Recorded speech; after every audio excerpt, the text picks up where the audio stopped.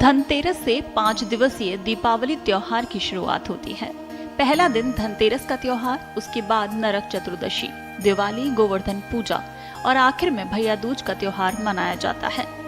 हिंदू धर्म में धनतेरस का विशेष महत्व है। इस दिन भगवान धनवंतरी के साथ कुबेर जी और माता लक्ष्मी की पूजा की जाती है।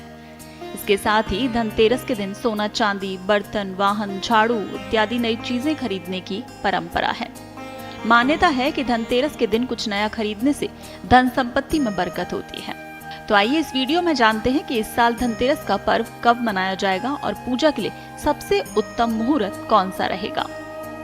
हर साल कार्तिक कृष्ण पक्ष की त्रयोदशी तिथि को धनतेरस का त्योहार मनाया जाता है। इस साल त्रयोदशी तिथि का आरंभ 29 अक्टूबर 2024 को सुबह 10:31 से होगा।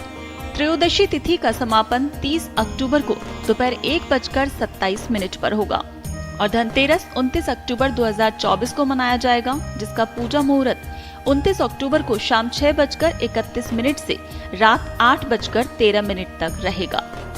धनतेरस को धनत्रयोदशी भी कहा जाता है। धनतेरस या धनत्रयोदशी दो शब्दों से मिलकर बना है।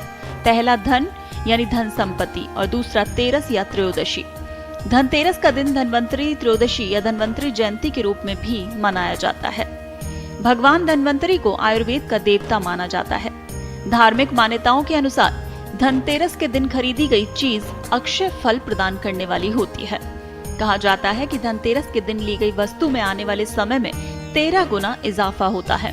इसलिए धनतेरस के दिन सोना, चांदी, भूमि और वाहन खरीदना अति शुभ माना जाता है। भारतीय संस्कृति में स्वास्थ्य का स्थान धन से ऊपर माना जाता रहा है और ये कहावत आज भी प्रचलित है कि पहला सुख निरोगी काया, दूजा सुख घर में माया। इसीलिए दीपावली में सबसे पहले धनतेरस को महत्व दिया जाता है, जो भारतीय संस्कृति के हिसाब से बिल्कुल अनुकूल है। शास्त्रों में वर्णित कथाओं के अनुसार समुद्र मंथन के दौरान कार्तिक कृष्ण त्रयोदशी के दिन भगवान धनवंतरी अपने हाथों में अमृत कलश लेकर प्रकट हुए। मान्यता है कि भगवान धनवंतरी विष्णु के अंश अवतार हैं। संसार में चिकित्सा विज्ञान के विस्तार और प्रसार के लिए ही भगवान विष्णु ने धनवंतरी का अवतार लिया था। भगवान धनवंतरी के प्रकट होने के उपलक्ष्य में ही धनतेरस का त्योहार मनाया जाता है। धनतेरस की कथा के अनुसार देवताओं को राजा बलि के भय से मुक्ति दिलाने के लिए भगवान विष्णु ने वामन अवतार लिया और राजा बलि के यज्ञ स्थल पर पहुंच गए। शुक्राचार्य ने वामन रूप में भी भगवान विष्णु को पहचान लिया और राजा बलि से आग्रह किया कि वामन कुछ भी मांगे उन्हें इनकार कर देना। वामन साक्षात भगवान विष्णु है, जो देवताओं की सहायता के लिए तुमसे सब कुछ छीनने आए हैं। बलि ने शुक्राचार्य की बात नहीं मानी।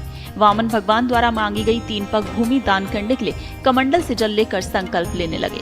बलि को दान करने से रोकने के लिए शुक्राचार्य राजा बलि के कमंडल में लघु रूप धारण करके प्रवेश कर गए। इससे कमंडल से जल निकलने का मार्ग बंद हो गया। वामन भगवान शुक्राचार्य की चाल समझ गए। भगवान वामन ने अपने हाथ में रखे हुए कुशा को कमंडल में ऐसे रखा कि शुक्राचार्य की एक आंख फूट गई।